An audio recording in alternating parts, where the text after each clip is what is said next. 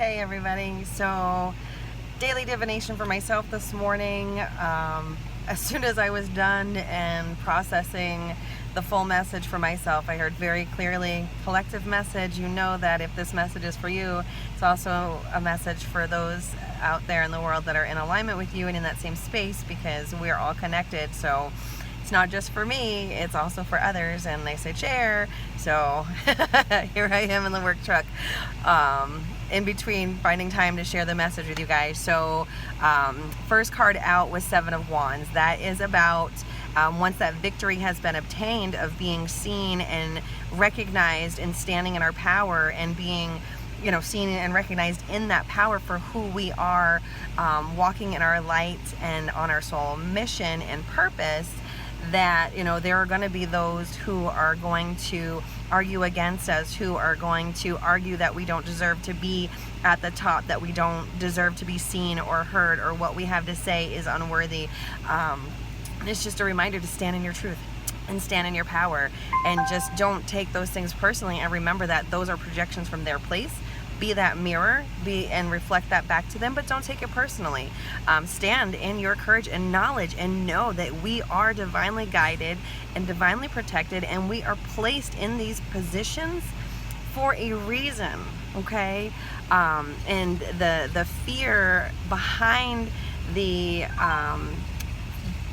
driving force behind the fear that makes us afraid to stand up and be seen and heard in those places, or to be able to stand firm in our power and authenticity and light in those moments where people are projecting their perceptions and their judgments at us, comes from King of Wands in reverse and Queen of Cups in reverse is what came out behind that as the undercurrent of what can keep us in that fear space.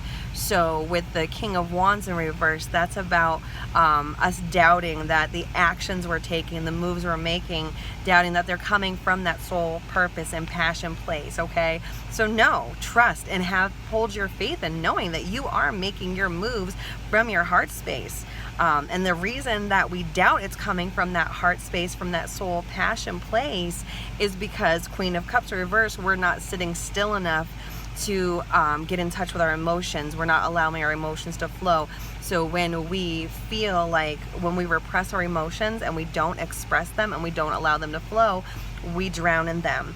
Then we no longer can hold our head above water to see clearly, to feel clearly, and we doubt that our actions are being made from our heart space and our soul space, because we're not allowing our emotions to flow freely, okay?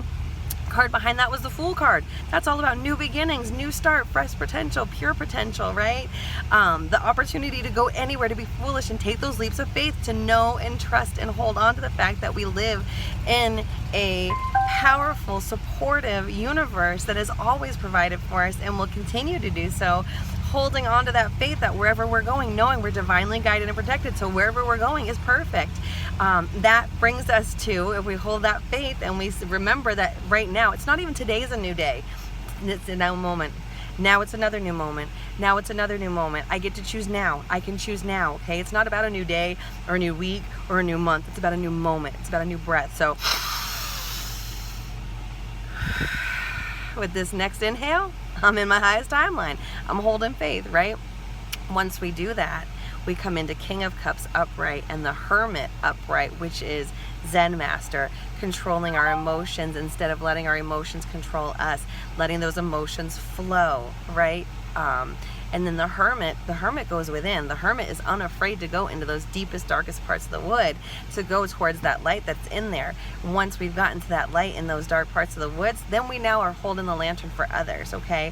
But they have to be willing to come into that part of the woods where it's darkest, where it's scariest, where it's the deepest part. So they have to be willing to come to the light. We don't chase them. We don't try to force them. We don't drag them. We stand in our truth, in our power, in our sovereignty and authenticity, with compassion and empathy for ourselves and everybody else, right?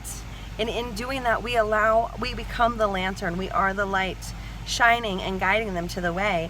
And if they come in asking questions and ask for deeper guidance, then we do so from the heart. I this is definitely the message I needed today. So I'm just praying and setting the intention that this message reaches all of those who it is meant for and who need to hear it today, tomorrow, next month, next year, whenever it crosses your path. Know that it's for you, and it's your daily reminder to stand in your power, your authenticity. Get into that heart space, get into your soul space. Confirmation, oh no, that ding of confirmation, okay? Stand there in your power, in your light and love, moving forward with that divine guidance. Remember, be still to receive the message, and then go forth in love and light and take action on how to bring that into physical manifestation. We've got this, and we're all in this together. I love you all. Thank you for walking with me and allowing me to walk with you.